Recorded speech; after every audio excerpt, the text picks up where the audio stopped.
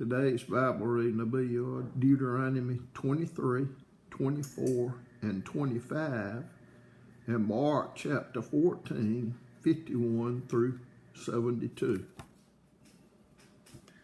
Deuteronomy chapter 23. He that is wounded in the stones, or hath his privy member cut off, shall not enter into the congregation of the Lord. A bastard shall not enter into the congregation of the Lord, even to his 10th generation shall he not enter into the congregation of the Lord. An Ammonite or a Moabite shall not enter into the congregation of the Lord, even to their 10th generation shall they not enter into the congregation of the Lord forever, because they met you not with bread and with water in the way, when ye came forth out of Egypt, and because they hired against thee Balaam the son of Beor of Pethor of Mesopotamia to curse thee. Nevertheless, the Lord thy God would not hearken unto Balaam, but the Lord thy God turned the curse into a blessing unto thee, because the Lord thy God loved thee. Thou shalt not seek their peace, nor their prosperity all the days forever. Thou shalt not abhor an Edomite, for he is thy brother. Thou shalt not abhor an Egyptian, because thou wast a stranger in his land. The children that are begotten of them shall enter into the congregation of the Lord in their 3rd generation. When the host goeth forth against thine enemies, then keep thee from every wicked thing. If there be among you any man that is not clean by reason of uncleanliness that chanceth him by night, then shall he go abroad out of the camp. He shall not come within the camp.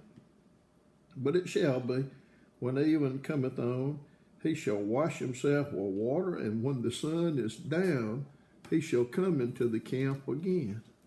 Thou shalt have a place also without the camp, whither thou shalt go forth abroad, and thou shalt have a paddle upon thy weapon. And it shall be, when thou wilt ease thyself abroad, thou shalt dig therewithal, and shalt turn back and cover that which cometh from thee. For the Lord thy God walketh in the midst of thy camp to deliver thee, and to give up thine enemies before thee. Therefore shall thy camp be holy, that he see no unclean thing in thee, and turn away from thee. Thou shalt not deliver unto his master the servant which is escaped from his master unto thee. He shall dwell with thee, even among you, in that place which he shall choose in one of thy gates, where he liketh him best. Thou shalt not oppress him.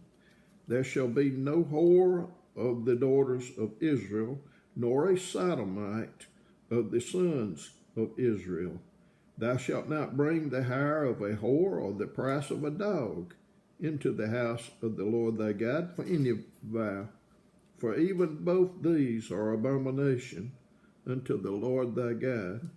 Thou shalt not lend upon usury to thy brother, usury of money, usury of victuals, usury of anything that is lent upon usury. Unto a stranger thou mayest lend upon usury, but unto thy brother thou shalt not lend upon usury, that the Lord thy God may bless thee in all that thou sittest thine hand to do in the land, whether thou goest to possess it. When thou shalt vow a vow unto the Lord thy God, thou shalt not be slack to pay it, or thou shalt not slack to pay it. For the Lord thy God was surely required of thee, and it would be sin in thee. But if thou shalt forbear to vow, it shall be no sin in thee. That which is gone out of thy lips thou shalt keep and perform, even a free will offering, according as thou hast vowed unto the Lord thy God, which thou hast promised with thy mouth. When thou comest into thy neighbor's vineyard, then thou mayest eat grapes thy field at thy own pleasure, but thou shalt not put any in thy vessel. When thou comest into the standing corn of thy neighbor, then thou mayest pluck the ears with thine hand, but thou shalt not move a sickle unto thy neighbor's standing corn. Deuteronomy chapter 24. When a man hath taken a wife and married her, and it come to pass that she find no favor in his eyes, because he hath found some uncleanliness in her, then let him write her a bill of divorcement, and give it in her hand, and send her out of his house. And when she is departed out of his house, she may go and be another man's wife. And if the latter husband hate her, and write her a bill of divorcement, and give it into her hand, and sendeth her out of his house, or if the latter husband die, which took her to be his wife, her former husband, which sent her away, may not take her again to be his wife, after that she is defiled, for that is an abomination before the Lord. And thou shalt not cause the land to sin, which the Lord thy God giveth thee for an inheritance. When a man have taken a new wife, he shall not go out to war, neither shall he be charged with any business, but he shall be free at home 1 year, and shall cheer up his wife which he hath taken. No man shall take the netter, or the upper millstone to pledge, for he taketh a man's life to pledge. If a man be found stealing any of his brethren of the children of Israel, and making merchandise of him, or selling him, that thief shall die, and thou shalt put evil away from among you. Take heed in the plague of leprosy, that thou observe diligently, and do according to all that the priest and Levite shall teach you, as I commanded them, so ye shall observe to do. Remember what the Lord thy God did unto Miriam by the way, after that you were come forth out of Egypt. When thou doest lend thy brother anything, thou shalt not go into his house to fetch his pledge. Thou shalt stand abroad, and the man to whom thou dost lend shall bring out the pledge abroad unto thee. And if the man be poor, thou shalt not sleep with his pledge. In any case, thou shalt deliver him the pledge again when the sun goeth down, that he may sleep in his own raiment, and bless thee, and it shall be righteousness unto thee before the Lord thy God. Thou shalt not oppress an hired servant that is poor and needy, whether he be of thy brethren or of thy strangers that are in thy land within thy gates. At this day thou shalt give him his hire, neither shall the sun go down upon it, for he is poor, and settleth his heart upon it, lest he cry against thee unto the Lord, and it be a sin unto thee. The father shall not be put to death for the children, neither shall the children be put to death for the fathers. Every man shall be put to death for his own self, for his own sin. Thou shalt not pervert the judgment of the stranger or of the fatherless, nor take a widow's raiment to pledge. But thou shalt remember that thou wast a bondman in Egypt, and the Lord thy God redeemed thee thence. Therefore I command thee to do this thing. When thou cuttest down thine harvest in the field, and hast forgot a sheaf in the field, thou shalt not go again to fetch it. It shall be for the stranger, for the fatherless, and for the widow, that the Lord thy God may bless thee in all the work of thine hands. When thou beatest thine olive tree, thou shalt not go over the boughs again. It shall be for the stranger, for the fatherless, and for the widow. When thou gatherest the grapes of thy vineyard, and thou shalt not glean it afterward, it shall be for the stranger, for the fatherless, and for the widow. And thou shalt remember that thou wast a bondman in the land of Egypt. Therefore I command thee to do this thing. Deuteronomy chapter 25. If there be a controversy between men, and they come unto judgment, that the judges may judge them, then they shall justify the righteous and condemn the wicked. And it shall be, if the wicked man be worthy to be beaten, and the judge shall cause him to lie down and to be beaten before his face according to his fault by a certain number. 40 stripes he may give him, and not exceed, lest if he should exceed and beat him above those with many stripes, then the brother should seem vile unto thee. Thou shalt not muzzle the ox when he treadeth out the corn. If brethren dwell together, and one of them die and have no child, the wife of the dead shall not marry without unto a stranger. Her husband's brother shall go in unto her and take her to him to wife, and perform the duty of an husband's brother unto her. And it shall be that the firstborn which she bears shall succeed in the name of his brother which is dead, that his name be not put out of Israel. And if the man like not to take his brother's wife, then let his brother's wife go up to the gate unto the elders, and say, My husband's brother refuseth to raise up unto his brother a name in Israel. He will not perform the duty of my husband's brother.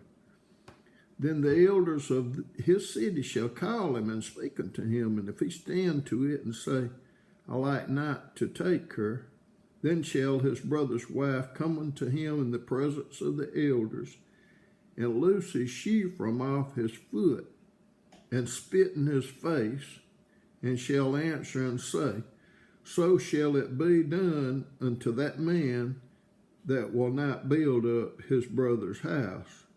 And his name shall be called in Israel, the house of him that hath his shoe loosed.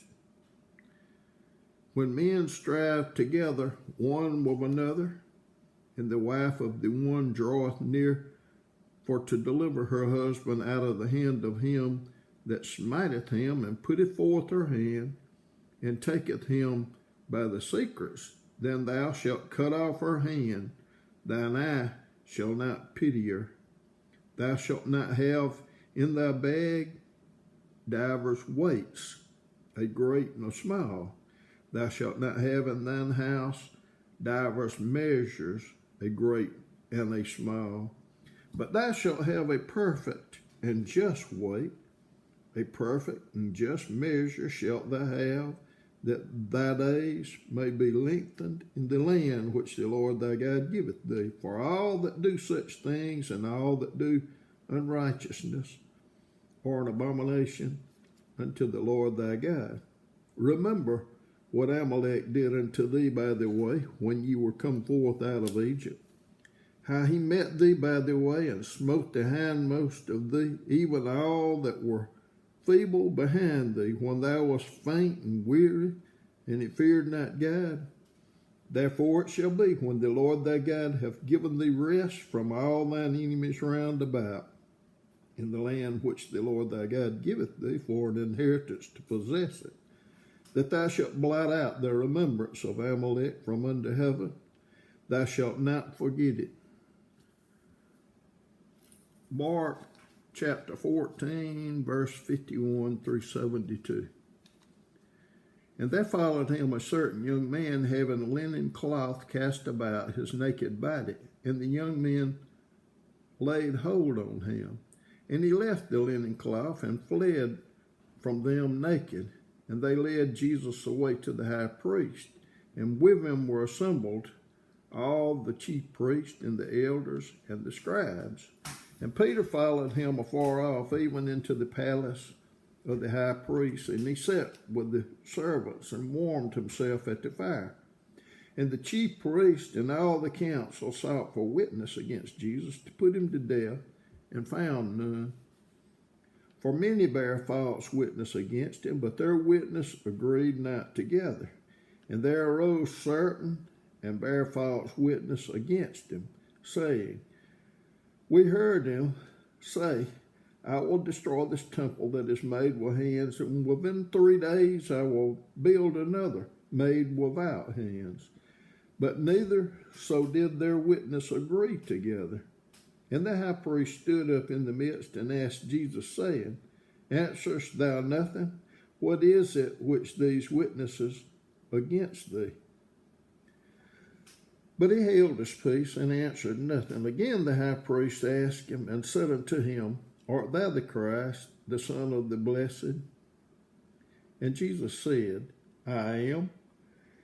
And ye shall see the Son of Man sitting on the right hand of power and coming in the clouds of heaven. Then the high priest rent his clothes and saith, What need we any further witnesses? Ye have heard the blasphemy. What think ye? And they all condemned him to be guilty of death. And some began to spit on him and to cover his face and to buffet him and to say unto him, Prophesy. And the servants did strike him with the palms of their hands. And as Peter was beneath in the palace, there cometh one of the maids of the high priest, and when she saw Peter warming himself, she looked upon him and said, And thou also wast with Jesus of Nazareth. But he denied, saying, I know not, neither understand I what thou sayest. And he went out into the porch, and the cock crew. And a maid saw him again, and began to say to them that stood by, This is one of them. And he denied it again. And a little after, they that stood by said again to Peter, Surely thou art one of them, for thou art a Galilean, and thy speech agreeth thereto. But he began to curse and to swear, saying, I know not this man of whom ye speak.